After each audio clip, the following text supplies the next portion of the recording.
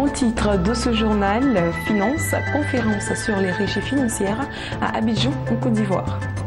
Transport, la RDC achète 2 Airbus A320 pour la nouvelle compagnie nationale Congo Airways. Mesdames, Mesdemoiselles et Messieurs, bonsoir. Vous êtes sur Business 24 Africa et vous faites bien de vous informer, c'est le journal. Dans le cadre de ces activités, l'association des diplômés du groupe HEC Paris, résident en Côte d'Ivoire, a organisé le samedi dernier un déjeuner débat sur le thème « Le défi de l'optimisation des régies financières au service de l'économie ivoirienne ». Principal invité de cette rencontre, le ministre ivoirien du budget, Abdourahmane Cissé, a fait un exposé sur des réformes engagées de 2011 à 2015 pour redynamiser les régies financières ivoiriennes. Des mesures qui ont permis à la Côte d'Ivoire d'engranger des recettes sans cesse en hausse depuis ces 5 dernières années. Suivons ensemble le reportage de Lawani Babatunde. L'économie ivoirienne a vite rebondi après la crise post-électorale de 2010. Une situation rendue possible grâce à de nombreuses réformes engagées par les autorités ivoiriennes. Invité à ce déjeuner débat par l'association des diplômés du groupe HEC Paris autour du thème « Le défi de l'optimisation des régies financières au service de l'économie ivoirienne », le ministre en charge du budget, Abdourahmane Cissé, a égrené le chapelet de réformes mises en œuvre pour améliorer le fonctionnement des régies financières en Côte d'Ivoire. Des mesures déclinées en 4 axes majeurs, à savoir l'optimisation des processus de gestion administrative, de la politique fiscale, du recouvrement et la saine gestion budgétaire. J'ai présenté l'ensemble des réformes et des mesures qui sont en ce moment en cours au niveau du ministère du Budget pour optimiser le recouvrement des recettes à travers notamment la politique administrative que nous avons mise en place, la politique fiscale que nous avons mise en place, mais aussi et surtout parler de la partie dépenses et l'ensemble des mesures qui sont prises pour optimiser les dépenses. Pour le ministre en charge du budget, ces réformes portent déjà leurs fruits. Elles ont permis à la Côte d'Ivoire de récolter des recettes sans cesse en hausse depuis 2010.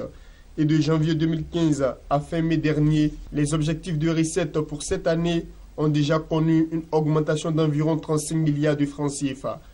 En cours de l'année 2014, nous avons atteint pour la première fois la barre mythique des 1000 milliards de francs CFA au niveau de la douane.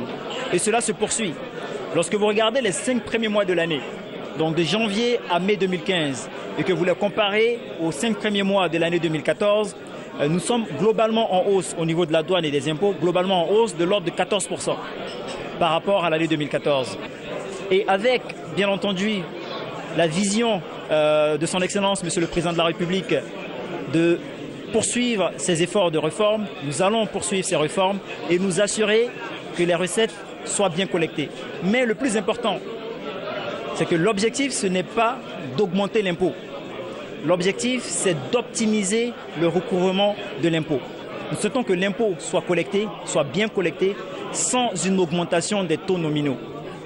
Les défis aujourd'hui que le chef de l'État nous a confiés, c'est de nous assurer que nous élargissions l'assiette et que tout le monde paye l'impôt, mais surtout que tout le monde paye le juste impôt.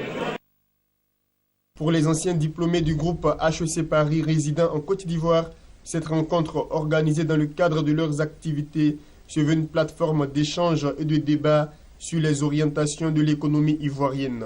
Une manière pour eux de contribuer à son dynamisme et à son développement.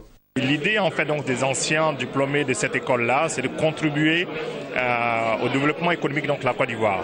À l'image de l'association mère donc qui organise donc des débats autour donc des sujets d'économie, des sujets d'intérêt national en France, donc nous au niveau de la Côte d'Ivoire, nous avons pensé qu'il était important d'initier aussi des cadres d'échange avec les décideurs, avec les autorités. Et ce matin, nous étions très heureux, très fiers d'avoir le ministre Cissé avec nous ce matin pour nous expliquer ce qu'il fait au niveau donc de son département ministériel.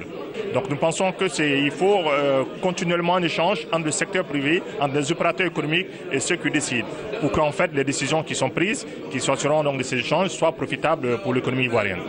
La régie financière constitue aujourd'hui le pilier en matière de mobilisation des ressources en Côte d'Ivoire, d'où les nombreux efforts des autorités ivoiriennes pour améliorer son fonctionnement et le rendre plus dynamique.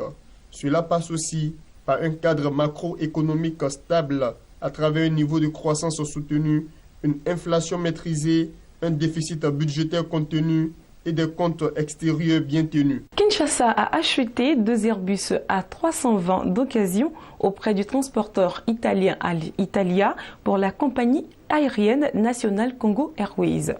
Le montant de la transaction est estimé à 50 millions d'euros. Les appareils devraient être livrés d'ici la mi-août 2015. Dans un entretien à l'AFP en avril dernier, le Premier ministre congolais Augustin Matata Ponyo avait annoncé que la RDC était intéressée par l'acquisition de 2 appareils moyen courrier A320 en crédit-bail pour sa nouvelle compagnie aérienne publique. Le fait d'avoir finalement opté pour un véritable achat plutôt que pour la location est un gage de crédibilité donné par l'État congolais et Congo Airways. Le tout premier Airbus arrivera au mois de juillet 2015 et le deuxième arrivera en début août 2015. Le vol inaugural de la compagnie devrait avoir lieu au mois d'août. C'est sur cette information que ce journal prend fin. Le prochain journal, c'est-à-dire demain 21h, vous êtes présenté par Marie-Josée Kouassi. Quant à moi, en présence de toute l'équipe de Business 24 Africa, nous souhaitons un excellent mois de Ramadan à tous les musulmans. Bonne suite de programme sur Business 24 Africa.